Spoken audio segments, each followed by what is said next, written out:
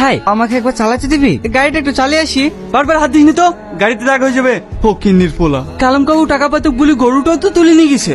আগে টাকাটা শোধ কর, তারপরে বাইক কেনার স্বপ্ন দেখিস। যা যে বাড়ি গিয়ে ঘুমাকা। তোর কিন্তু রাজুকে ভাবে অপমান করাটা ঠিক হলো না উজ্জ্বল।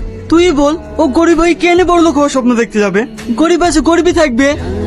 আল্লাহ, তুমি আমাদেরকে কেনে গরিব করেছো বলো তো?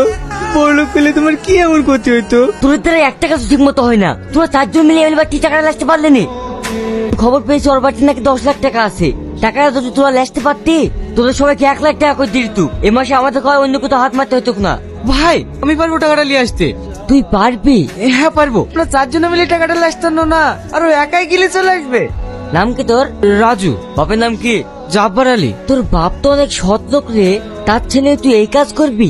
হ্যাঁ ভাই, আমার টাকাটার অনেক দরকার, আমাকে একটা সুযোগ দাও না। দাওকে বাইরে দেখে দেখা। ও পারবে? যেটা বললাম সেটা কর। এই রে। বাহ বাহ, মানতে হবে। তোর ওই বুকের ভিতরে কলিজার দম আছে।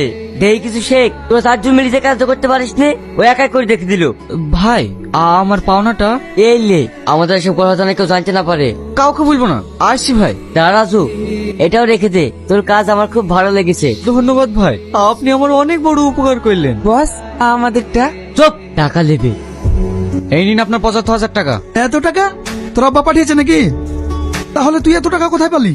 সেটা আপনার জানি কোনো কাজ নাই। গুনুন গুনুন। না না, তোদের উপর বিশ্বাস আছে। তোর বাপ সৎ মানুষ, তার ছেলে হয়ে তুই বেমানি করতে পারিস? এই দিনু ওদের গরুটা দিয়ে আসিস। যা তুই বাড়ি চলে যা, হিসাব বরাবর। হিসাব বরাবর? হ্যাঁ হ্যাঁ। এখনো হিসাব বরাবর হয়নি। মানে? এইবার হিসাব বরাবর। তুমি টাকা ঘুরে দিয়ে আসুনি বলছো, আবার গরু ঘুরে দিয়ে গেল। এসব কি হচ্ছে আমি তো কিছুই বুঝতে পারছি না। রাজু কই? ও ওকে তো দেখতে পাচ্ছি নে। বাবা মনে হয় স্কুলে গেছে। এত তাড়াতাড়ি স্কুলে চলে গেছে? মেঘা, এটা তোর জন্য। এত দামি চকলেট তুই কোথায় পেলি? কোথায় পাবো আবার? কিনে নিয়ে আসছি।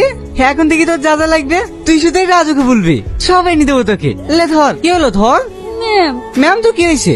ম্যামকে আমি ভয় পাই নাকি? ম্যাম তো আমার ছেলের সাথে বসে বসে গল্প করে। ওরে কথা পিছনে দেখ। শুনে আবার কি আছে?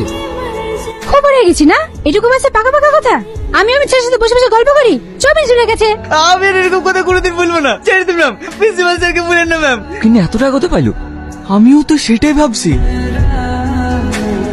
দাও দাও, বাবুকে মাংস তৈরি দাও। না না আমি আর খাবো না, আব্বাকে দাও। না খেলে তাড়াতাড়ি বড় হতে পারবে নাকি? আপনার ছেলে তো অনেক বড় হয়ে গেছে, আবার কত বড় হবে? স্যার আপনার এই সময় কিছু হয়েছে নাকি? কেন আমাদেরকে দেখে ভয় লাগছে যে রোজ রোজ মাংস কষা খাচ্ছিস? টাকাগুলো কোথা থেকে আসছে একবার খোঁজ নিয়ে দেখেছিস? স্যার আপনি কি বলছেন আমি তো কিছুই বুঝতে পারছি না। লজ্জা লাগে না তোর? এই রাজু, স্যার এসব কি বলছে? কি হলো বল? আরে ও কি বলবে?